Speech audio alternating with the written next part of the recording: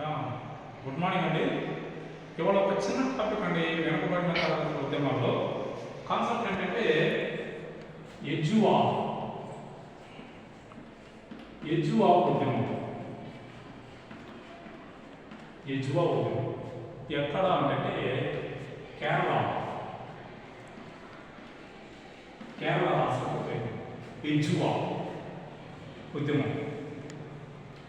దీని స్థాపకుడు ఎవరు అంటే నారాయణ గురు.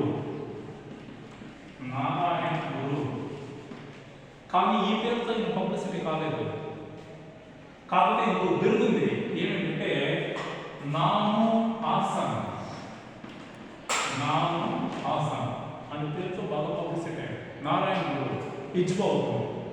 ఈ కేరళలో ఈ ఉద్యమం జరగడానికి ప్రధాన కారణం ఏంటంటే అణగారిన వాళ్ళు అంటరాని వాడిని సమాజం నుంచి వెలివేసేశారు. ఇది నెంబర్ 1.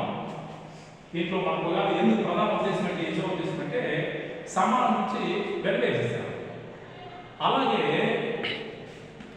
సమాజం నుంచి వెలివేసే కాకుండా దేవాలయాల ప్రవేశం లేదు. అప్పటికి ఇప్పుడు కూడా లేదండి. మన పల్లెటూరులో ఒకసారి చూస్తే ఈ పర్టికులర్లీ షెడ్యూల్డ్ క్యాస్ట్ వాళ్ళకి దేవాలయాల ప్రవేశం ఇప్పుడు కూడా లేదు. పల్లెటూరులో బాగా కనిపిస్తుంది. ఇప్పుడు కూడా క్యాస్ట్ సిస్టమ్ మనకి ఇండియాలో ఏది వెళ్ళిపోయినా ఈ క్యాస్ట్ సిస్టమ్ అనేది వెళ్ళిపోదు, బాగా నాటుకు వెళ్ళిపోతుంది. సో అది ఇప్పుడు కూడా బాగా కనిపిస్తుంది పల్లెటూరులో.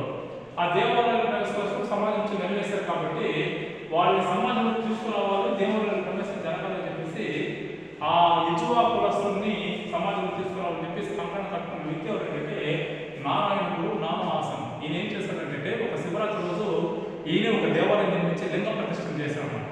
సో అందుకని ఈయన ఒక కాన్సెప్ట్ తీసుకొచ్చాడు. ఏంటంటే ఒకే దేవుడు,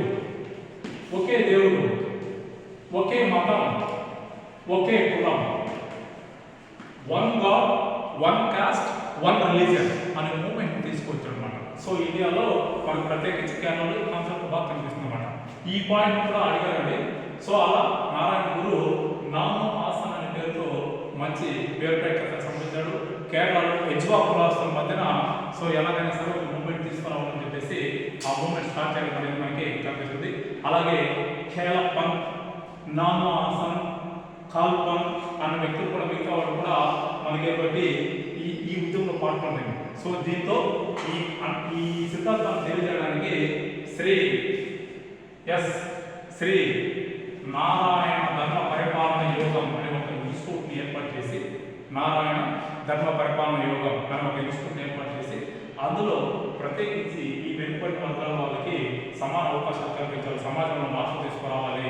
సో ఈ ఉన్న కుల వ్యవస్థని రూపుమాపాలని చెప్పి ఫైట్ చేసిన వ్యక్తి మనకి నారాయణ గురు అండి. సో నామాసంతో అనుకోండి. దాని తర్వాత ఈ ఒకే కులం, ఒకే మతం, ఒకే దేవుడు అనేది దాని తర్వాత కేరళ రాష్ట్రం కమ్యూనిస్ట్. మనకి ఇప్పుడు కూడా బాగా తెలుసు కేరళ రాష్ట్రం కమ్యూనిస్ట్ పరిపాలన ఎక్కువ.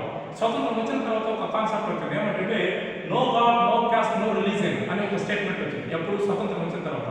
స్వతంత్రం రాకముందు నారాయణ గురు ఒకే కులం, ఒకే మతం, ఒకే దేవుడు అనే కాన్సెప్ట్ మనకి తీసుకోవడం జరిగిందండి. సో ఇది సాంఘిక సంస్కరణ ఉద్యమాల్లో ప్రత్యేకించి వెనుకబడిన తరగతుల్లో కుల ఉద్యమాల్లో జరిగిన అంశం. నెక్స్ట్ క్లాస్లో మనకి భారతదేశంలో బ్రిటిష్ వాళ్ళు తీసుకొచ్చిన చట్టాలు, ఆ చట్టాల యొక్క ప్రాముఖ్యత ఏంటి అన్న దాని గురించి చర్చిస్తున్నాం. వీడియో చూసిన వాళ్ళండి ఒకసారి లైక్ చేయండి, షేర్ చేయండి, సబ్స్క్రైబ్ చేయండి. మీరు సపోర్ట్ చేసే మరిన్ని వీడియోతో మీ ముందుకు వస్తా. నెక్స్ట్ టాపిక్ మనకు వెరీ ఇంపార్టెంట్ అండి. భారతదేశంలో బ్రిటిష్ వాళ్ళ చట్టాలు 1773 రెగ్యులేటింగ్ చట్టం నుంచి 1945 దాకా ఉంటాయండి. కొన్ని చట్టాలు ఉన్నాయి మనకి. ఆ చట్టాల యొక్క ప్రాముఖ్యత ఏంటి అన్నది నెక్స్ట్ క్లాస్లో చూస్తాం. Thank you.